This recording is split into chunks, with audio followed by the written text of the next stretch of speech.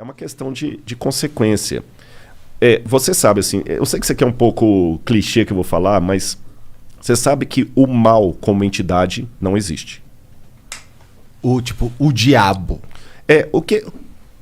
Daqui a pouco eu posso até entrar no lance do diabo, mas Tá. vou falar do mal como o mal mesmo. Tá, um avatar do mal não existe. O deus do mal. É o Deus do mal. Não, eu acredito assim. Quando a gente vai na Bíblia, aí eu vou ter que dar um pouquinho para trás para entrar nisso aí. Existe um anjo que rebelou contra Deus. Ele é vulgarmente chamado de Lúcifer. Esse nome não está na Bíblia. Não? Não? Lúcifer não está. Sério? Isso foi um erro de tradução do Jerônimo. Qual que era o Não nome foi que nem tava erro lá? de tradução. Na verdade, ele tem vários apelidos na Bíblia. Diabo, Diabalus, aquele que foi Sério? Tá na lançado Bíblia, através Diabo? do diabo, tá. Da hora. Satã, Quer dizer, que em hebraico interessante. significa advogado de acusação. Só que não é verdade. Por que diabo de acusação? Porque na Bíblia, ele começou o mal. Mas deixa eu abrir um parênteses aqui para fazer uma pergunta que muita gente faz. Tá, você é crente, né? Beleza. Deus criou tudo? Criou. Tudo que existe. A Bíblia fala isso. Ele criou todas as coisas. O Logos. Nada do que foi feito se fez sem ele. Beleza. Se Deus criou todas as coisas, tudo que existe foi Deus que criou. Bom, vamos ver. Depende. Não, se existe, tá. O raciocínio. O mal existe? Existe. Então Deus criou o mal. Deus é o responsável pelo mal. Mas por isso que eu falei no início, o mal não existe. Em que sentido? O que eu vou falar é um pouco clichê, mas você sabe que no mundo da física, o frio não existe. É verdade. Existe É ausência de calor. O Tanto que escuro existe não um existe. limite pro frio. Exatamente. Existe ausência de luz. É. Então, o mal também, nesse sentido, é como o frio, é como a escuridão. Ele não existe por si mesmo. O que existe é a ausência de Deus que causa a sensação do mal. E Deus, ele é um cavalheiro. Eu sei que nem todos os teólogos concordam comigo. Tem uma teologia de Calvino, por exemplo, que acha que Deus escolheu. Deus escolheu você para ser salvo, ele para se ferrar, não tem o que fazer. Calvino pensava, grosso modo assim, sem querer ser panfletário, que Calvino era um brilhante teólogo, mas nem por isso eu vou concordar com tudo. Eu não penso como Calvino. Eu penso que Deus deu a liberdade. Você está entendendo? Mas mesmo assim, deixa eu raciocinar como se fosse um cara que não aceita a Bíblia. Pô, mas que sacanagem. Então tá bom, Deus deu alternativa. Mas ele fala assim, tá bom, ó, Igor, você vai me aceitar e eu vou te trazer pro céu. Se você não me aceitar, vai se lascar no inferno que eu vou te... Peraí. Então que Deus é esse? Parece aquele namorado possessivo. Sim. Ou namora comigo, ou então vou te matar. Não é assim. É porque, segundo a Bíblia, como Deus é o criador de tudo que existe, e nele há luz e treva alguma, o único que pode conceder a vida é Deus. Então, quando Deus fala desesperadamente, meus filhos, aceitem-me, porque senão vocês vão se lascar, não é como o namorado possessivo que fala com o menino assim, ou namora comigo, senão eu vou pegar um revólver e vou te matar. Não é isso. Seria mais ou menos como se a água pudesse dizer para o peixe, fique em mim, peixe, senão você vai se lascar. Quando a água fala assim, não é porque a água é possessiva. Eu estou usando uma onomatopeia aqui, né? Não é porque a água é possessiva, não é porque a água é namorado. É porque não dá pra viver fora. É porque não dá para viver fora. Então, quando Deus apela, filhos, vivam em mim, porque senão vocês vão se lascar, é porque Ele nos ama. Eu não estou aqui para pregar, não é púlpito, mas isso faz parte da minha essência. Por isso que, para mim, o menininho me cumprimentando aqui do lado, cara, não é só eu simplesmente falar assim, pô, que legal, eu sou famoso. Não. O assunto que eu falo é arqueologia. É porque se o que eu falo for verdade, eu não posso ficar calado, Igor. Você está entendendo? E aquele lance que eu falei da cruz de Cristo, os romanos crucificaram milhares de pessoas. Mas aquela crucifixão de Jesus de Nazaré foi diferente. Por quê? Vou te falar por quê. Vou contar uma historinha para você. Um rei, vou responder igual Jesus. Jesus contava uma história, quando o pessoal perguntava. Um rei uma vez deu uma regra no reino dele. Ninguém pode roubar. Se alguém roubar, eu vou mandar arrancar os 2 olhos. Cara, funcionou, ninguém roubava. Você podia dormir com a porta aberta, o cara das trancas nem vendia tranca. Delegacia só quando era uma briga, assim. Até que um dia chegaram pro rei e falaram assim, majestade, nós pegamos um rapaz roubando aqui, a sua lei fala que tem que ter os 2 olhos arrancados. Ele falou, tudo bem, só que tem um problema, é o seu filho. É o príncipe. E aí? Vocês têm filhos? Tenho. Eu não tenho. O que você faria, monarca? Você é o rei. Se eu sou o rei, eu mando arrancar os olhos. E você, Igor? Bom, se eu sou o rei, se eu sou o Igor, eu ia apoiar. Não, minha filha não, irmão. Todo respeito aí. Eu perguntei de propósito. Mas se eu sou o rei... Você é o rei, Igor. E pai da sua filha ao mesmo tempo. Então, é que se eu sou o rei, eu preciso mandar arrancar os olhos, né? Você arrancaria mesmo da sua filha? Pensa nela agora. Cara, olha, se a gente quiser entrar nessa, eu forjaria a morte, eu executaria de mentira, exilaria a minha filha pra algum lugar, porque aí eu consigo manter o rei que pune quando alguém rouba e consigo salvar a vida da minha filha, só que eu não consigo manter ela perto de mim. Uhum. E teria uma coisa também.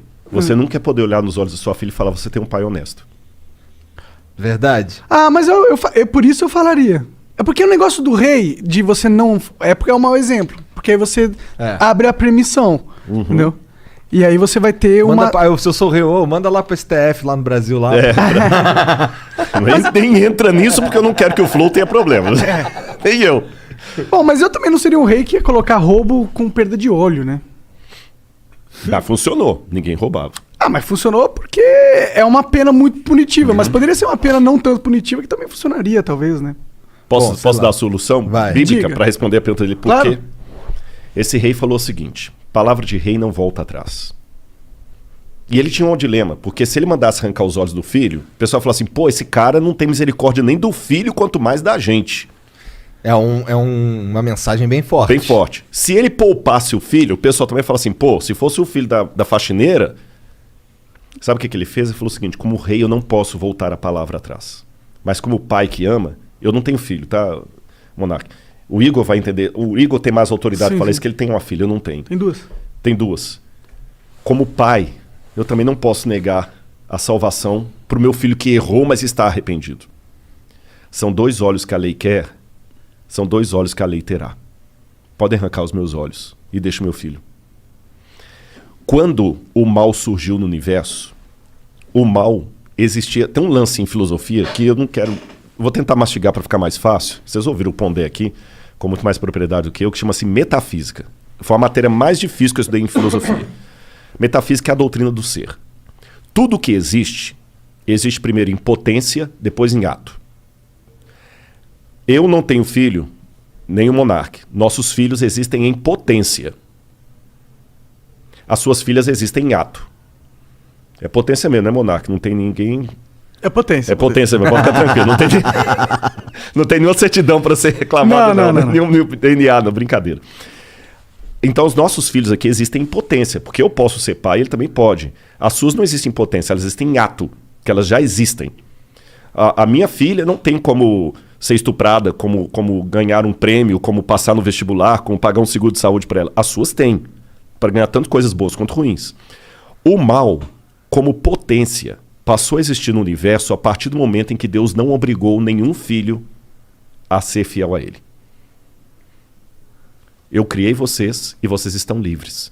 Só que sigam as minhas leis para que tudo dê certo. E aí, com a ruptura que houve no universo cósmica, a lei de Deus foi quebrada. E a punição era que o pecado passou agora de potência a ato. Ruptura cósmica? Ruptura cósmica. Porque o universo estava numa harmonia que foi quebrada. Você entendeu? Não era plano de Deus que criança e leucemia estivessem na mesma frase. Não era plano de Deus. Deus não queria isso. Deus não queria a pancada que você ganhou no seu carro hoje. Deus não queria isso. Mas aconteceu. Ele sabia que ia acontecer. Aí alguém fala, pô, sacanagem, se ele sabia, por que ele deixou? Aí que vem o Lúcifer, o vulgo Lúcifer, né? Que é Lutíferus, que é um nome que vem do latim, que não está na Bíblia, como eu falei. Mas vamos chamar de Lúcifer assim mesmo. Vem o Lúcifer, que faz toda a rebelião e tudo. E a sentença agora é a morte. Aí a segunda pessoa da divindade, que é Jesus, fala assim, tudo bem. São 2 olhos que a lei quer, a lei está exigindo a morte, eu vou morrer no lugar da humanidade. Então, na crença bíblica tradicional, o fato de Cristo morrer na cruz do Calvário, que não foi apenas um carinha que rebelou contra Roma, ele morreu a morte redentora. Por isso a gente chama de Cristo Redentor. Ele morreu no lugar do pecador. Ele que não era pecador morreu. Por isso que no Antigo Testamento sacrificava um cordeiro inocente para representar o Cristo. Ele morreu. E é graças à morte dele que hoje, se algum de vocês receber uma notícia ruim de morte, eu tenho algo de esperança para falar concreta, real. Só uma notinha antes da gente continuar aqui. Eu quero só botar agora... Tudo que eu falo, eu gosto de pensar também com a cabeça do nosso ouvinte aí, que de repente não tem a base religiosa. Que eu falei, esse cara tá falando tonteria, né? Se eu falasse aqui com vocês da teoria de Kardashev... Que é? Kardashev foi um físico russo, respeitadíssimo, que criou a hipótese que existem civilizações muito avançadas, muito mais avançadas do que a nossa, e cada uma dessas civilizações, ela usa melhor a energia do universo deles. Faz sentido. Né? É o que tá acontecendo com a gente, né? Exatamente. Devagarzinho. Só que ninguém viu essas civilizações. Uhum. Mas ele fala, existem, elas estão lá, e elas nos observam. Kardashev... Segundo a teoria do Kardashev. De que ano que ele viveu? O Kardashev é do início do século XX, 1920, 1930, tá. É moderno. Por aí, é moderno. Ele é contemporâneo da época de Einstein, aquele pessoal todo lá. Entendi. Então, quer dizer, o Kardashev, quando ele coloca isso, se eu falar da teoria de Kardashev numa faculdade de física, ninguém vai rir da minha cara. Só qual que é a prova empírica, matemática, científica que eu tenho disso aí? Zero. Mas se eu falar de Deus e de outros mundos, aí parece conto da carochinha. Por isso que eu fico muito... Pô, de fato, na boa, eu fiquei muito legal de vocês terem me chamado aqui, porque vocês não têm preconceito. Você entendeu? Não tem, mas não, dependendo do lugar que eu for, se eu falar da teoria de Kardashev, que é muito, muito louca, você entendeu? Ah, o pessoal, que legal, pá. Mas se eu falar de anjo, de céu, de plano superior, de potestades, aí, né, esse cara é biruta. Então, na verdade, o Kardashev está falando a mesma coisa da Bíblia, só que numa linguagem acadêmica que todo mundo aceita. E para mim, como acadêmico, antes de ser pastor ou crente, eu falo para você, faz um sentido medonho o plano da salvação em Cristo Jesus. Sabe? Faz um sentido medonho. E ele mudou minha vida.